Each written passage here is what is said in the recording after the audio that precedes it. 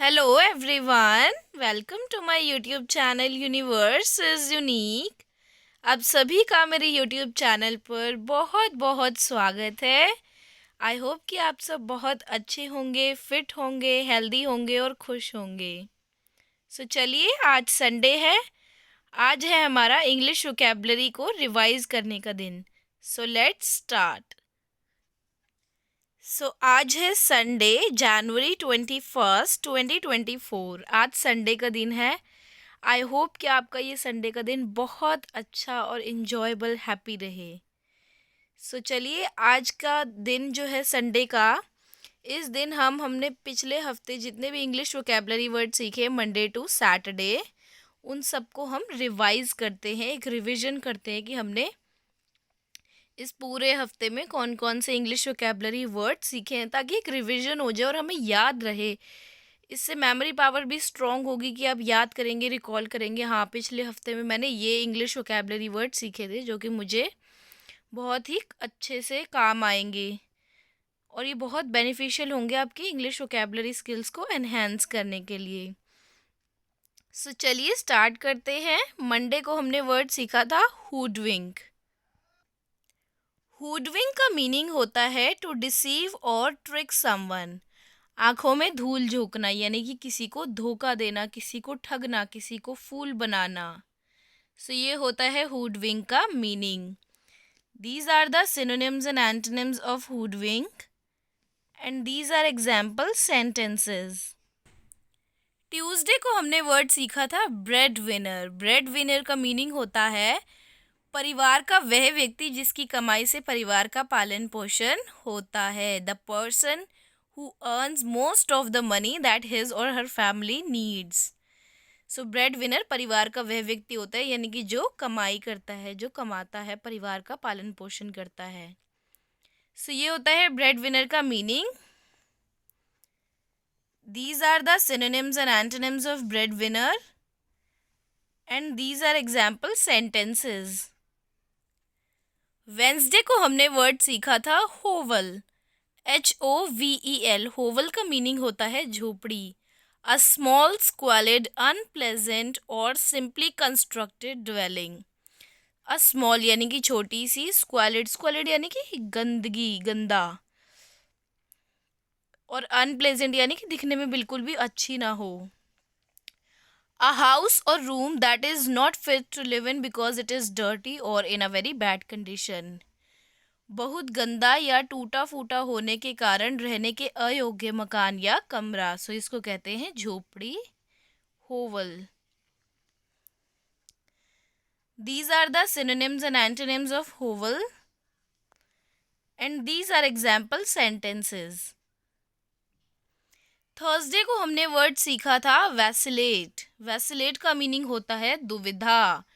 To keep changing your ideas or opinions about something, especially in a way that annoys other people। To be unable to decide something and especially to continue to change opinions।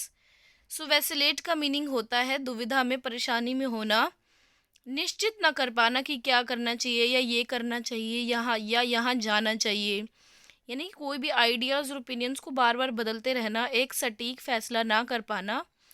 इसका Hindi meaning है दुविधा, अनिश्चितता, हिचकना, डगमगाना, विचार या मत में डावाडोल होना। To be unable to decide something, यानी कि कुछ डिसाइड ना कर पाना कि ये करना चाहिए नहीं, यानी कि अपने आइडियाज़ और ओपिनियंस को बार बार चेंज करना, किसी भी फाइनल डिसीजन पर ना पहुंच पाना, इसे कहते हैं vacillate. These are the synonyms and antonyms of vacillate and these are example sentences। Friday को हमने वर्ड सीखा था स्क्वालिड। स्क्वालिड का मीनिंग होता है वेरी डर्टी, अनटाइडी और अनप्लेजेंट, बहुत गंदा, मैला कुचैला या घिनौना। Of a place extremely dirty and unpleasant especially as a result of poverty और neglect because lack of money, यानी कि पैसे की कमी की वजह से, गरीबी की वजह से किसी भी जगह का बहुत ज़्यादा गंदा होना। जैसे मान लो कुछ लोग बस्तियों में रहते हैं या कच्चे पक्के मकान में रहते हैं, खुद ही बना के झोपड़ियों में रहते हैं, तो उन घरों के आसपास और उन घरों में गंदगी बहुत रहती है, और वो ऐसे क्यों है? क्योंकि उनके पास पैसा नहीं है। सो ये होता है स्क्वालिड का meaning. These are the synonyms and antonyms of squalid, and these are example sentences. Saturday को हमने वर्ड सीखा था ह्यूमिलिटी। ह्यूमिलिटी का मीनिंग होता है the quality of not being proud because you are aware of your bad qualities. The quality of not thinking that you are better than other people. इसके Hindi meaning है विनम्रता और विनयशीलता। सो humility का meaning होता है कि अपने आप को दूसरों से बेहतर ना समझना, यानी कि प्राउडी ना होना, घमंड में ना आना, विनम्र रहना, विनयशील रहना। So this is the meaning of humility. These are the synonyms and antonyms of humility,